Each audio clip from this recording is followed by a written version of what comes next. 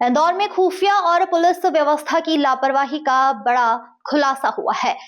Kenya का रहने वाला विदेशी नागरिक रिचर्ड एस माइका पिछले 27 वर्षों से बिना वीजा और पासपोर्ट के शहर में रह रहा है और प्रशासन को भनक भी नहीं लगी। चौंकाने वाली बात यह रही कि रिचर्ड का वीजा 30 जून 1998 को ही समाप्त हो चुका है, लेकिन वह आराम से इंदौर में किराए के मकान पर रह रहा है। अब मामला सामने आने के बाद पुलिस मकान मालिक पर कार्रवाई करने के साथ ही रिचर्ड को डिपोर्ट करने की कार्रवाई करने जा रही है।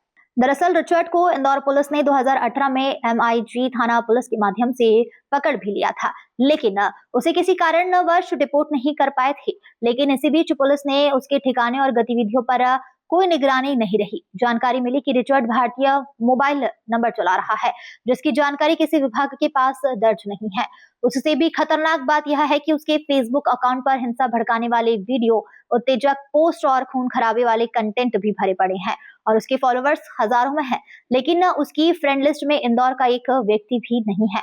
पुलिस के additional DCP crime Rajesh Dandotiya के मुताबिक खुफिया एजेंसी की जांच में पता चला कि रिचर्ड लंबे समय से इंदौर में रह रहा है और उसके खिलाफ पूर्व में भी कार्रवाई की गई थी, लेकिन किसी कारणवश उसे डिपोर्ट नहीं किया जा सका। अब पुलिस क्षेत्रीय ACP और थाना प्रभारी के माध्यम से मकान मालिक और रिचर्ड पर कार्रवाई करने जा रही है, साथ ही उसे डिपोर्ट करने की व्यवस्था भी जुटाई जा रही है।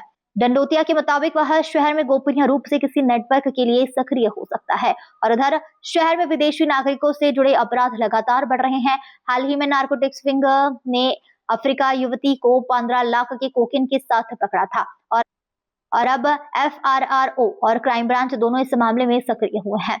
नए इमिग्रेशन फॉरेनर्स एक्ट 2025 के तहत ऐसे अवैध प्रवासियों पर 5 से 7 साल की सख्त सजा और भारी जुर्माने का प्रावधान है। देखिए, कुछ ये सूचना इस तरह की मिली है और इसमें थाना MIG का होना बताया जा रहा है, जिसमें व्यक्ति का नाम रिचर्ड एस माइका है और जो कि केन्याई ओरिजिन का व्यक्ति है, जो कि यहाँ पर रह रहा है। इसमें फिलहाल मैं एक बात कहना चाहूँगा कि जो FRRO जो होता है, जो पोर्टल होता है, मैं आपको इसकी लिंक बताता हूँ, indianfrro.gov.in। इस पोर्टल पर C फॉर्म भरना अनिवार्य होता है।